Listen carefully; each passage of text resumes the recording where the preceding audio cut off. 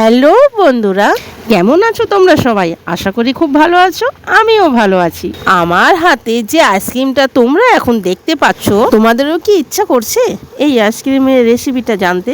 এই মালাই কুলফি রেসিপিটা তোমরা যদি শিখতে চাও তাহলে আমার এই ভিডিওটা স্কিপ না করে পুরোটা দেখো। প্রথমে একটা পাত্রে 1 লিটার দুধ নিয়ে গ্যাস অন করে গ্যাসে বসিয়ে দিতে হবে। ততক্ষণ ফোটাতে হবে যতক্ষণ না 1 লিটার দুধ 500 পরিণত হবে। দুধ ফুটে গেলে আঁচ কমিয়ে একটা মিক্সিং জারে ড্রাই ফ্রুট গুঁড়ো করে নিতে হবে, যেমন কাজু, আমন্ড ও এলাচ গুঁড়ো করে নিয়ে ডাইরেক্ট দুধে দিয়ে দিতে হবে।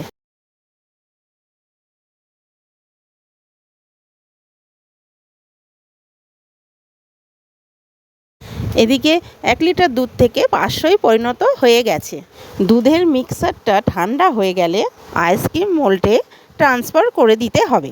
এরপর আইসক্রিম মোল্ডটা ডিপ ফ্রিজে রেখে দিতে হবে 5 ঘন্টার জন্য।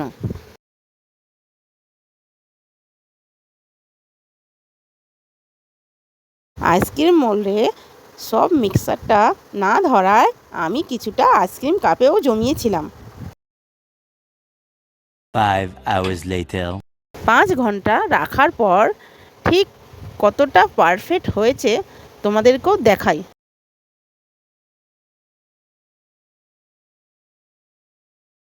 কি লাগছে তো লোভ? তোমরাও বাড়িতে বানাও আর আমাকে কমেন্ট করতে ভুলো না কিন্তু।